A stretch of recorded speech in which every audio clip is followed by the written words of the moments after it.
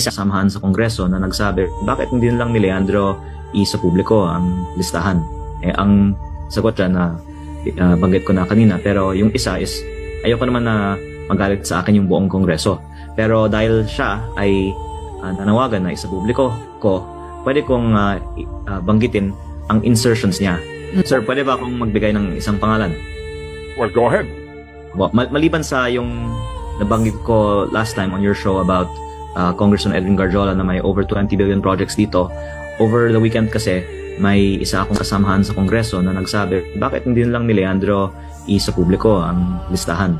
Ang sagot dyan na banggit ko na kanina, pero yung isa is ayoko naman na magalit sa akin yung buong Kongreso. Pero dahil siya ay nanawagan na isa publiko ko, pwede kong banggitin ang insertions niya. Ito po ay si Bicol Saro Party List Representative Terry Redon.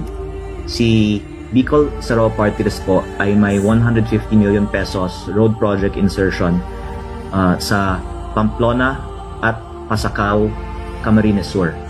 Ito pong dalawang line items, 75 million pesos each, were awarded to the same company, Bicol Gold Rock, at a winning price of 73.5 million pesos, which is 2% below the approved budget. And this same company, Bicol Gold Rock, has cornered the majority of projects like this in this area. Kaya just to give that one little example, kasi nanawagan naman si Kong Redon na ilabas ang listahan, pwede niyang i-check kung tunay ba na ang Bicol Saro Party List ay nag-submit ng 150 million pesos road project sa Camsur, at pwede nating tingnan kung may kaugnayan ang Bicol Saro Party List sa Bicol Gold Rock na contractor.